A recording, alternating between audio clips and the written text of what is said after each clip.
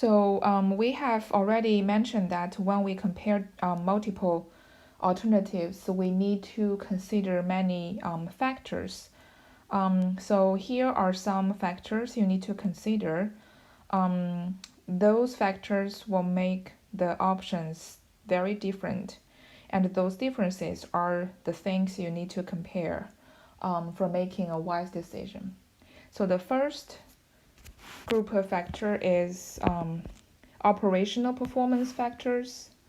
So, for example, if you want to buy a bicycle compared to a scooter, you want to compare their output capacity, like the speed, and the reliability, like which one is more reliable, and the setup time, which one is easier to set up and go, and also the fuel efficiency.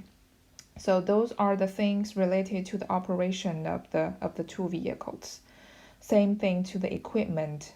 Okay, so you also want to think about the output capacity, like how many products they make, and then what's the efficiency, how much time cost for each product, and then reliability, which equipment is more reliable, and the setup time, like how much time you need to install that equipment, right?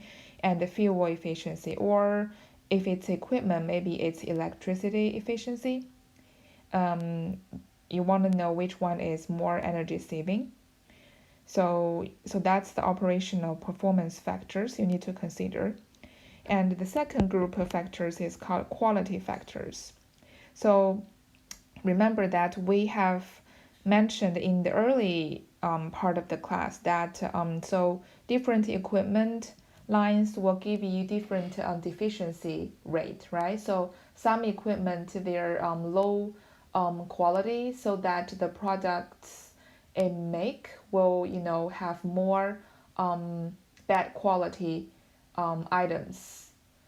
But if you want to have a higher quality products, you might want to spend more on the high-end equipment, right? So it's all related, the price and the performance. And then, so the quality factors are something you need to consider. For example, you want to buy a handhold saw and also table saw. So we all know that a table saw, it has many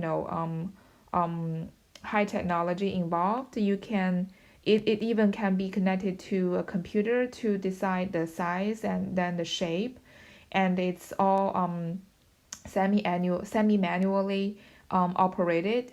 So there are less chance to have errors, right? So the rejection rate or the deficiency rate will be very low for the table saw, but of course it's more expensive than the handhold saw. So when you compare these two, you want to consider not only the operational performance factors, you also need to consider like what's the quality of the output from using these two different types of saws. And the third factors, the group of factors, is called the economic factors. Um, for example, the useful life, right? If you want to buy a car, sometimes you will consider the used car or a new car, right? So you need to understand that the used car, although it's cheaper, but its useful life is shorter because it's already used by someone else. And so useful life is different, and the capital investment is different. Used car is cheaper, right? And annual expenses are also different, because used car, maybe it's already worn, and then it needs more repairment, and then more maintenance. But new car is brand new, so the maintenance fee might be lower every year compared to the used car. So the annual expenses are different, and also revenues. I mean, in this example, the revenues could be the benefits it gives you, like a new car is has more high technology, and then it's more comfortable than the used car. it's usually the new model. So that kind of benefit um, is something you can consider as a revenue. Or if you want to use the car to deliver the food in your restaurant, right? So the speed and then how fast you can reach your customers is giving you the revenue, right? So the faster you can deliver, the more customers you can serve in the same time window, so that you have higher revenues. So that is an example of how they gave you the revenues. So these are the factors you need to consider when you compare different alternatives. And one comparison rules that is very important is the useful life and the study time of the project. They have to be the same. For example, if you are building a road segment and the timeline for that project is 6 years, and then you want to buy or lease some paving equipment, then those paving equipment could be used ones or new ones. And then they all have their different useful life. Like new ones, maybe the useful life is 12 years, and the old used one, the useful life is like 3 years. But your project timeline is 6 years. So all these years, the timelines are different. Then it's hard to make comparisons. So the first step or the first rule to make a apples to apples comparison is to make sure all the timelines will be stretched to the same number. And we will discuss the technique to convert the timelines to the same number in a later time. Okay, so before that, we need to discuss some new terminology, like what is useful life of project. So, for example, a bridge designed for 50 years usage, so that 50 years will be the useful life. Or in the example we just mentioned, that road pavement project, you have to finish that first in 6 years. That's your contract time. So that 6 year is also your project useful project life.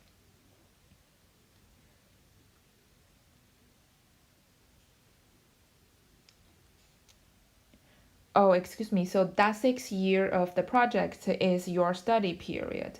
It's not the useful life. So but if that road segment needs to be in good quality for 20 years, so that's the design life for that road segment, and that 20 years will be the useful life of that project. But that 6 year contract time will be the study period, because you are investigating the options just within that timeline. After that 6 year, you're not doing the same project, so you don't have to worry about the different options at all. So that 6 year contract time will be your study period. So by definition, study period is also called planning horizon, which is the selected time period over which mutually exclusive alternatives are compared. So usually we only compare the options within the study period. Okay, so for example, in the example we mentioned about the road project, we said maybe we want to lease a second-hand pavement equipment, or we want to buy a new one, and then the used one useful life might be 3 years, and then the new one might be 12 years, right? But they are 3 years and 12 years are not 6 years as the study time. So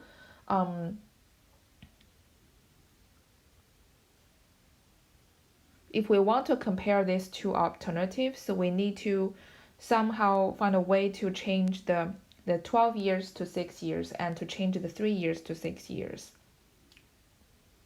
so that they can compare. Okay, so the study period is usually it is the time length of your contractor service, like in the road pavement project. Our contract is 6 years, so the study time is 6 years, or your construction project, or the time length needed for your construction project. Like if you want to construct a residential house, and then you know it's gonna be 1 year, so that 1 year will be your study period. Or the study period could be the length of your company's strategic plan. If you're a big company, maybe you want to make a plan for development for like every 5 years. So that 5 year will be your study period, and you want to consider all the new projects, the new investments for 5 years. And the study period could also be different from the useful life of a project, right? So the useful life of a project could be longer or shorter. Like the roadway segment, it could be 20 years long for service, right? But your construction project of that road segment could be only 6 years. Okay, so they're different. The study period must be appropriate for the decision being made. Okay, so the study period is, it should make sense for you to make the comparison. Like you know that your company maybe will be on the market for at least 10 years. And after 10 years, you are not sure if you're still in the same business or if your company is still running well. So 10 years will be the number you can, see through. So that will be the study period appropriate for you.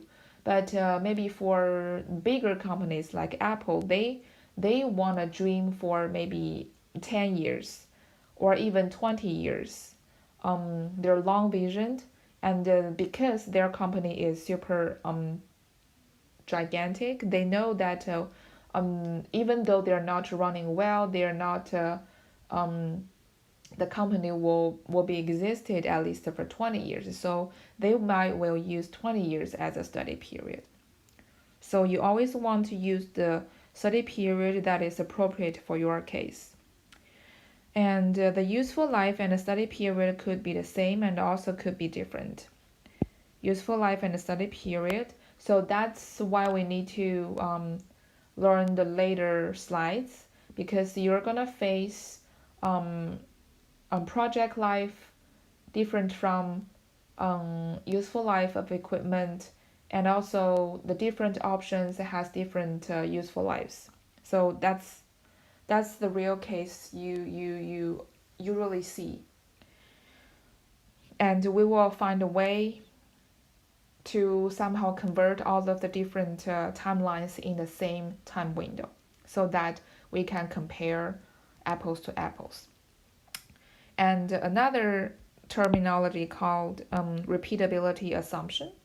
So repeatability assumption assumes that the economic estimates for an alternative's initial useful life cycle will be repeated in all subsequent replacement cycles. Okay, which means, for example, if you want to buy a new equipment, but that equipment only works for 3 years, the useful life is very short, and you know that your project is gonna be 6 years. So after the first 3 years, you still need that equipment for the next 3 years, right, to finish the project. But how do you do that? You are going to, the repeatability assumption assumes that you are going to spend the same amount of money to buy the same equipment again at the end of the third year. Okay, and then you're going to use that for another 3 years. So the life cycle of that equipment can be repeated, and in your case it's repeated twice. Okay, so that's the repeatability assumption, and this is very useful when we see some equipment's useful life is shorter than the study period. Okay, so we said if we want to compare different alternatives, we need to make sure that the study period is equal to the useful life of all the different options. For example, if you want to build a building like this, the concrete building, and your construction is 2 years, that's the contract time. And so to build this concrete building, you need a mixer. You need mixers, right? And to mix the concrete. And then, so you have two options. These are the two models of mixers, Model A and Model B. They have different operational cost. They have different performance. They have different use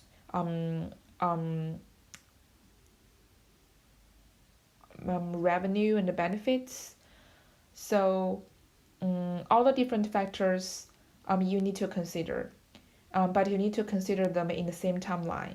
And luckily, these two mixers, they all have their useful life of 2 years. Okay, so which means you can compare them directly. And also, this 2 years is the same as the study period. So this is a very easy comparison. You just draw the cash flow diagram for these two mixers within the 2 years, and then you convert every cash flow back to the present or to the future, or distribute it to the every year, and then you compare which number is bigger. Another scenario is the study period is different than the useful life, and the useful lives are also different. Okay.